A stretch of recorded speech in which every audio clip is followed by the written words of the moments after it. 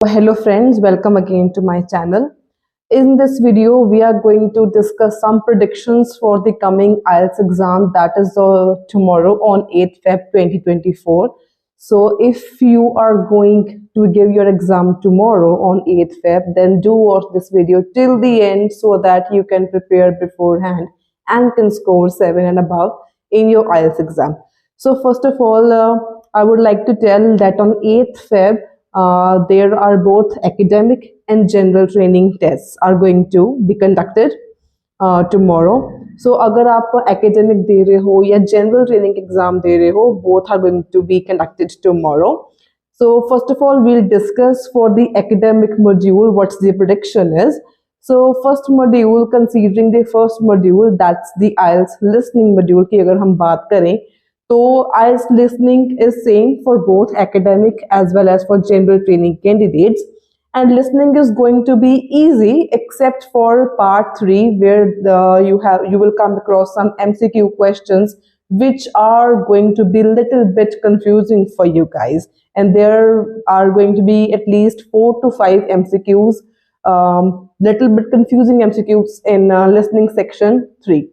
Part 1 की अगर हम लिसनिंग की बात करें तो उसमें एक डायलॉग कंप्लीशन, सेंटेंस कंप्लीशन होंगे, 1 वर्ड या 2 वर्ड्स होंगे, and you can easily score 10 on 10 in listening section part 1. And part 2 की बात करें, some matching types of questions will be there. Apart from this, map is also going to be there according to my prediction in tomorrow's IELTS listening test. And third section की बात करें तो उसमें 4 to 5 MCQs होंगे, थोड़े से confusing होंगे और उसके साथ कुछ मैचिंग टाइप्स क्वेश्चंस भी आने वाले हैं.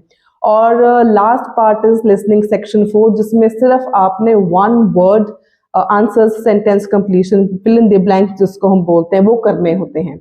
एंड अकॉर्डिंग टू मी जो फर्स्ट 10 क्वेश्चंस हैं एंड जो लास्ट 10 क्वेश्चंस हैं वो आपके बिल्कुल ही करेक्ट होने चाहिए, वो बहुत इजी होते हैं.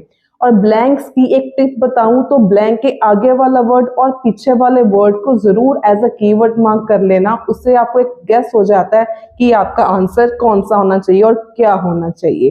तो ये थी आपकी लिसनिंग की टिप. अगर आपके 1 to 10 सही हो गए, 31 to 40 सही हो गए, दैट मीन्स 20 मार्क्स तो आपके श्योर हैं, और 5 to 6 marks in second and third each section, then you can easily score more than 30 marks in your IELTS listening. So कोशिश करो कि आपकी ब्लैंक्स कोई भी गलत ना हो, इतने फोकस से आप लिसनिंग करना.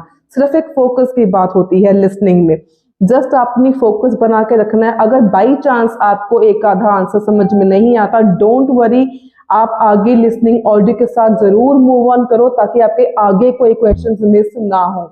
इस चीज का बहुत ध्यान रखना. तो ये थी लिसनिंग की बात जो जनरल के लिए और एकेडमिक के लिए दोनों में सेम होती है.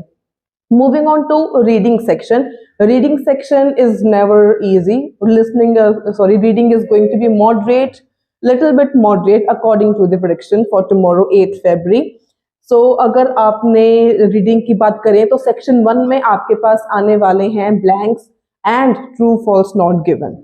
सेक्शन 2 की बात करें एकेडमिक की तो आपको उसमें मैचिंग क्वेश्चंस आ सकते हैं और उसमें आपको मैचिंग के कोई भी क्वेश्चंस आ सकते हैं, and along with that information matching and some blanks हो सकते हैं according to the prediction in section 2 of reading. Section 3 की बात करें तो list of headings, MCQs, summary completion and yes no not given are going to come and the section 3 of academic IELTS.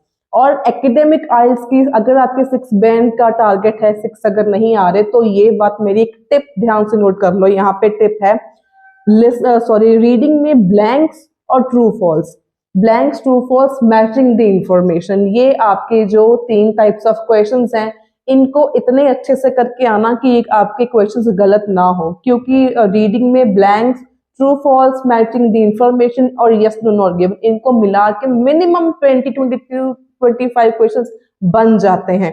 सो अगर आपके ये क्वेश्चंस गलत नहीं होंगे तो आपके 6 बैंड से कम नहीं आएंगे. एंड कोई भी लिसनिंग में और रीडिंग में हमें कोई नेगेटिव मार्किंग नहीं मिलती.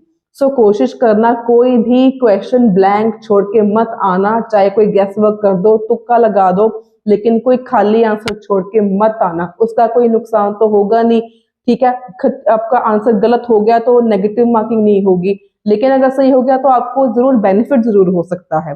सो मेक श्योर आपका लिसनिंग में और रीडिंग में कोई भी आप ब्लैंक आंसर छोड़ के मत आना।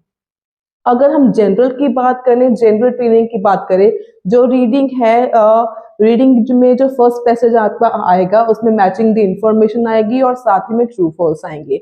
सेक्शन 2 की बात करें रीडिंग जनरल की, तो इसमें आपके आपके पास फिल इन द ब्लैंक जिसको हम सेंटेंस कंप्लीशन बोलते हैं, और इसके साथ ट्रू फॉल्स आ सकते हैं या मैचिंग आ सकती है।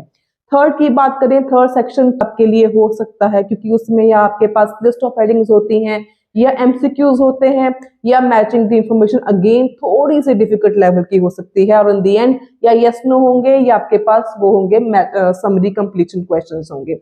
ओवरऑल जो आइल्स लिसनिंग है, जो आइल्स रीडिंग है जनरल ट्रेनिंग कैंडिडेट्स की, ब्लैंक्स को ध्यान से करना, ट्रू फॉल्स को ध्यान से करना। ठीक है, ब्लैंक्स की एक सिंपल से टिप है, ब्लैंक के आगे वाला वर्ड पीछे वाला वर्ड हमेशा मार्क किया करो। वो रीडिंग, अगर हम रीडिंग की बात करें, जो ब्लैंक के आगे वाला वर्ड या पीछे वाला वर्ड होता है वो 99% या तो सिनोनिम होता है या तो सेम एज इट इज आपको वो वर्ड इन द पैसेज मिल जाता है।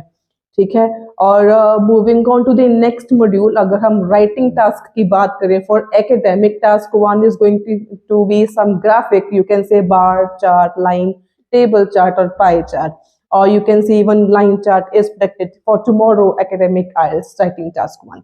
और अगर हम राइटिंग टास्क 2 की बात करें तो 2 में आपके पास आएंगे ओपिनियन ऐसे या डिस्कशन टाइप ऑफ ऐसे आ सकता है। ओपिनियन ऐसे में अगर मैं बोलूँ तो to what extent do you agree और disagree, these are called opinion types ऐसे। तो आपके पास ओपिनियन टाइप ऐसे के चांसेस हैं आने के एंड डिस्कशन टाइप ऐसे के आने के आपके पास चांसेस हैं। और अगर हम जनरल ट्रेनिंग कैंडिडेट्स की बात करें तो लेटर में आपको फॉर्मल लेटर पे थोड़ा सा ज्यादा ध्यान देना, तो फॉर्मल लेटर आने के चांसेस थोड़े से ज्यादा हैं, लेकिन इनफॉर्मल को भी इग्नोर मत करना। आपको फॉर्मेट अच्छे से क्लियर होना चाहिए, फॉर्मेट के अकॉर्डिंग लिखोगे तो आपके अच्छे से बैंड जरूर आ जाएंगे।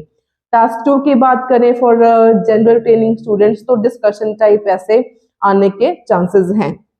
And this is all about listening, reading and writing. अगर आपको स्पीकिंग में कोई भी प्रॉब्लम है, क्यू कार्ड अगर आपको एक लेंथ तक नहीं बोल पाते हो, तो I have already uploaded video of cue card on my channel, you can go and check that out also। and along with that अगर आपके पास मक्कट की PDF नहीं है फाइनल वर्जन की, वो भी मैंने अपने चैनल पे वीडियो बना के करी हुई है upload, so you can also check that video out। so and if you found this video helpful, do like, share and subscribe। and last but not the least, अगर आपको IELTS के किसी भी मॉड्यूल में कोई भी प्रॉब्लम है, listening, reading, writing या स्पीकिंग में कोई भी प्रॉब्लम है, you can ask your queries in the comment section below, or directly you can drop a message me on WhatsApp।